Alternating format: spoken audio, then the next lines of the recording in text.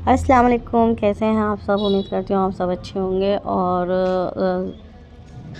फिर ज़ोहर का टाइम शुरू हो गया था और फिर मैंने नमाज़ पढ़ी और अल्हम्दुलिल्लाह मेरा जो है ना कुरान शरीफ जो है ना मुकम्मल हो गया था। तो बस अभी बाकी के काम जो है ना ये निपटाने हैं। घर की डस्टिंग करनी है, घर की इतने काम हो जाते हैं और फिर शॉपिंग भी करनी होती है।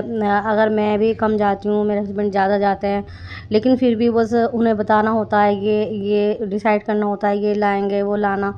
और बच्चे की इतनी झंझट वाली शॉपिंग होती है, अब ये लाएं, अब ये पसंद नहीं आया तो ये चेंज करके आएँ। और अपनी तो बंदा अब हमने तो अपनी की ही नहीं थी ज़्यादा, और बस बस बच्चे की ज़्यादा होती है और उस पे ज़्यादा ध्यान जाता है। घर के काम भी सब कुछ कर लेते हैं, लेकिन एक बच्चे की जो शॉपिंग में इतनी झंझट होते हैं, अब इसके शूज़ लाने हैं, अब कपड़े लाने हैं, अब ये लाना वो लाना, बस इसी में ज़्यादा वो रहता है। और अच्छा, मेरे हस्बैंड के कई चक्कर लग जाते हैं और वो मैं घर के काम में इतनी उलझी रहती हूँ। वैसे मैं कम ही शॉपिंग पे जाती हूँ, तो बस वो माशाल्लाह से वो ले आते हैं। और अम, तो बस यही घर के काम में मैं लगी हुई थी और वो शॉपिंग कर रहे थे। तो बड़ी हिम्मत की बात होती है, अपने माँ बाप जब बच्चे की शॉपिंग करते हैं।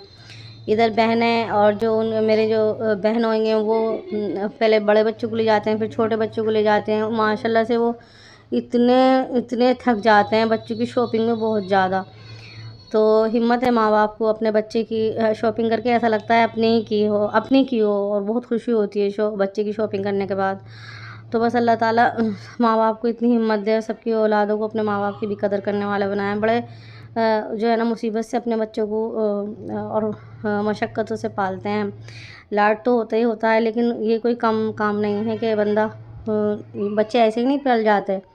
जब माँ बाप बनते हैं ना, जब पता चलता है, हम अपने माँ बाप को कह देते हैं कि आपने क्या किया है और कुछ नहीं किया ये, लेकिन जब माँ बाप बनते हैं, जब पता चलता है कि बच्चों के साथ कितनी परवरिश करना कोई आसान काम नहीं है माँ बाप के लिए। अल्लाह ही हिम्मत देता है जब बच्चों को पालते हैं। तो बस मैंने इफ्तियारी में मैंगो बनाई थी। बड़े अच्छे आम हैं, खट्टे मीठे, इस टाइम के आम बहुत अच्छे होते हैं और बड़ी अच्छी मैंगो बनती है उनके।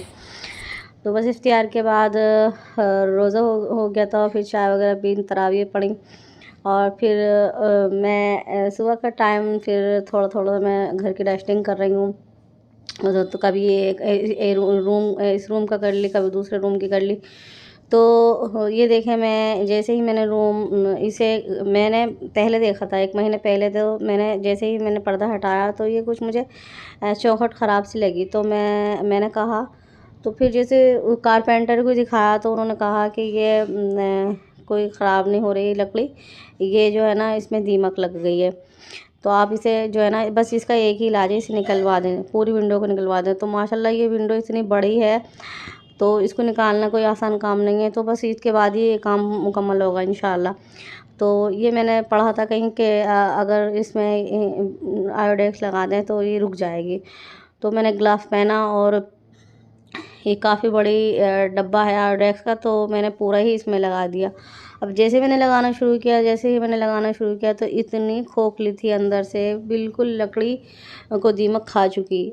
और हाँ, अक्सर मैंने मिसाल सुनी है और पढ़ा भी है, सुना भी है। जैसे कहते हैं हासिद जो है ना अपने हाथ से अंदर से बिल्कुल खोखला हो जाता है, जैसे दीमक लकड़ी को खोखला कर देती है। तो बिल्कुल ये मिसाल बिल्कुल ठीक है। और मैंने जैसे ही जहाँ जहाँ मैं जैसे जैसे लगाती जा रही थी, बिल्कुल अंदर से लकड़ी ख़त्म थी, बिल्कुल कुछ भी नहीं था अंदर, और खोखली हो चुकी थी। तो बस मैंने सोचा चले जितना भी मैं लगा सकती हूँ लगा दूँगी। मैंने पूरा डब्बा ही ख़त्म कर दिया था, लेकिन वही ना, इसमें काफ़ी मिकदार में अंदर से खोखली हो चुकी थी। तो खैर, अब क्या हो सकता है, इंशाल्लाह ईद के बाद देखते हैं। बहुत बड़ी ये विंडो है, ये देखें। तो ये पूरी इसकी विंडो किस तरह से कारपेंटर बताएगा किस तरह से करनी है। तो बस धीरे धीरे ये सब काम हो रहा है। और इतनी डस्ट आ जाती है हमारे घर में, मैं रोज़ सफाइयाँ होती हैं, महीने में होती हैं, लेकिन साल भर में जो सफाइयाँ होती हैं ना, ज़र्रे ज़र्रे की जो सफाई होती है, तो उससे सुकून मिलता है और ऐसा लगता है कि पूरे घर को हमने ना पेंट किया हुआ।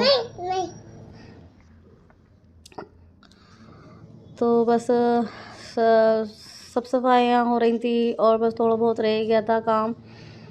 तो बस मैं विंडो दिखा रही थी अम्मी को। तो चलो खैर, अब ये हो गई थी दूसरे दिन की वीडियो। और दूसरे दिन बहन ने भेजा था खाना, तो उनकी सास ने बनाई थी ये कढ़ी, तो ख़ासकर अम्मी के लिए भेजी थी, अपनी समधन के लिए भेजी थी।